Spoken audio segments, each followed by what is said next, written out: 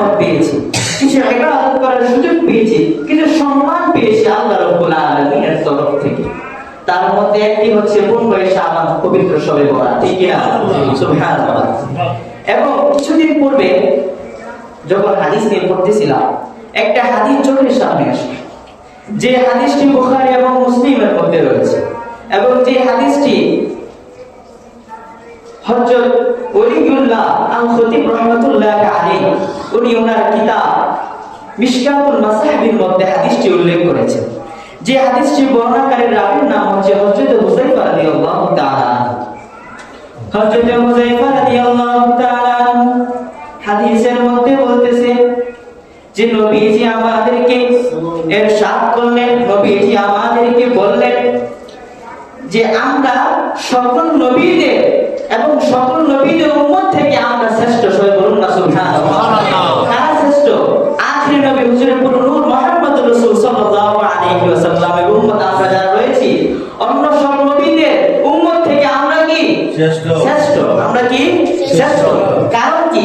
এই হাদিসের মধ্যে নবীজি তিনটা জিনিস উল্লেখ করেছে। এক নাম্বার, আমরা যখন নামাজের মধ্যে দাঁড়িয়ে যাই, আমরা যখন নামাজের মধ্যে দাঁড়াই, আমাদের এই যে নামাজের মধ্যে দাঁড়ানোটা ফেরেশতাদের যে দাঁড়ানো হয় সেটার সাথে মিলে যায়। সবাই বলুন না সুবহানাল্লাহ। যেটা আল্লাহ রাব্বুল আলামিন অন্য কোন নবীদের উম্মতদের ব্যাপারে এটা বলে নাই।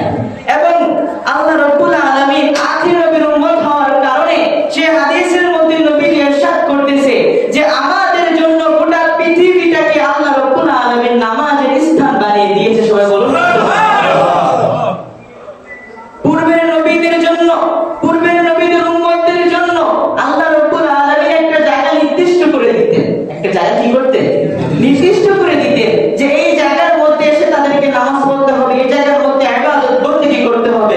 কিন্তু আপনি আমি আখিরি নবীর উম্মত হওয়ার কারণে আমাদের জন্য গোটা পৃথিবীটাকে আল্লাহ রাব্বুল আলামিন নামাজের স্থান বানিয়ে দিয়েছে। সবাই বলুন না সুবহানাল্লাহ। তৃতীয় নাম্বার, এই হাদিসের মধ্যে নবীজি যেটা উল্লেখ করলেন, নবীজি বললেন আমার উম্মতদের জন্য আল্লাহ রাব্বুল আলামিন গোটা পৃথিবীর সকল মাটিকে পবিত্র করে দিয়েছে। সবাই বলুন সুবহানাল্লাহ।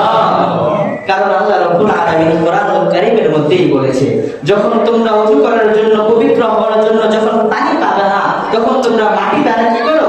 তায়াম্মুম করো। মাটি দ্বারা কি করো? তায়াম্মুম করো। এখন যদি মাটি যদি অপবিত্র হয়, তাহলে তো সেই অপবিত্র মাটি দিয়ে আমরা পবিত্রতা অর্জন করতে পারবো না। এই জন্য আল্লাহ রাব্বুল আলামিন গোটা পৃথিবীর মাটিটাকে আমাদের জন্য পবিত্র করে দিয়েছে। সবাই বলুন সুবহানাল্লাহ। সেই নবীর উম্মত হতে পেরে খুশি নাকি বেজার?